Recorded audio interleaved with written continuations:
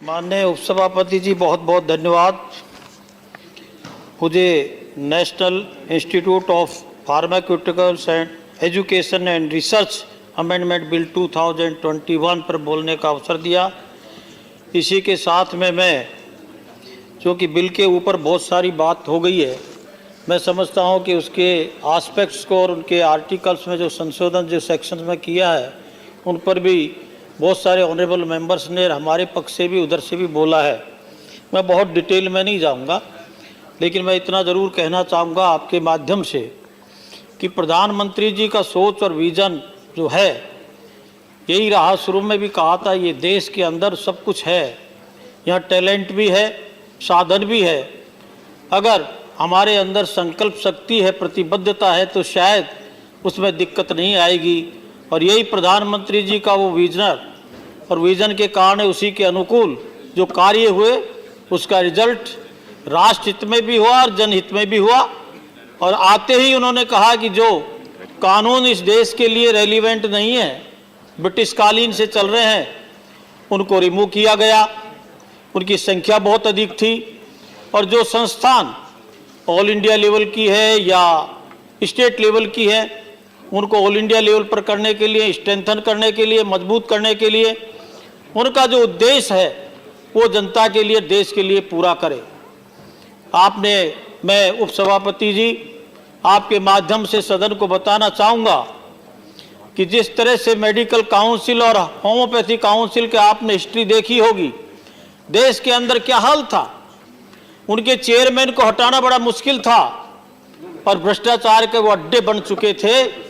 लेकिन माननीय नरेंद्र मोदी जी की प्रतिबद्धता की देश को संस्थाओं में हमारे जो कार्ड एक्ट बने हुए पहले के, उनमें संशोधन करते हुए उनमें किया और उसके लिए एक स्वच्छ परंपरा, पारदर्शिता और भ्रष्टाचार से मुक्त की व्यवस्था करी।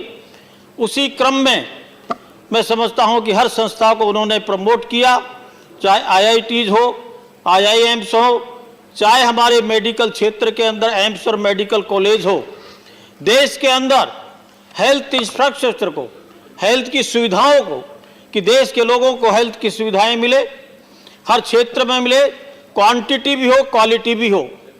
और उसको मद्देनजर रखते हुए मैं समझता हूं कि उसी प्रधानमंत्री के विजन को देखते हमारे माननीय मंत्री महोदय, जिनके कार्य से आप भली भांति उपसभापति जी परिचित है, ये सदन भी परिचित है।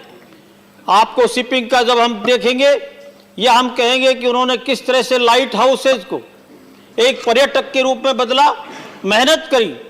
उन्होंने एक संकल्प लिया था, प्रधानमंत्री जी ने कहा कि इनको सुधारना है।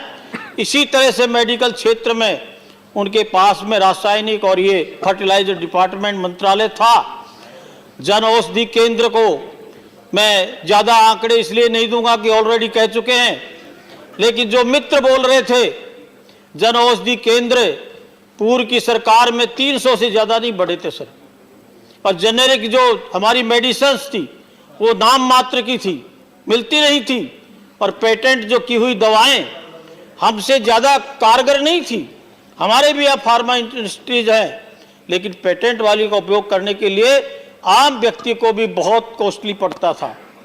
माननीय नरेंद्र मोदी जी ने आपको आपके माध्यम से संज्ञान में मैं देना चाहूँगा, स्टेंट हो, चाहे वो नी का ट्रांसप्लांट हो, चाहे वो किसी तरह मेडिसिन हो, जन औषधि केंद्रों की हजारों की संख्या में 8-9 हज़ार का होना, बहुत कम समय में 300 से आगे नहीं बढ़ रहे थे।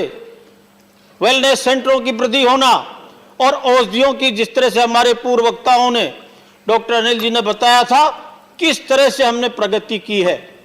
तो मैं कहता हूं कि आज फार्मा सेक्टर के अंदर हमारी इंडस्ट्रीज है, फार्मा के अंदर बहुत अच्छे कार्य करने वाले हैं।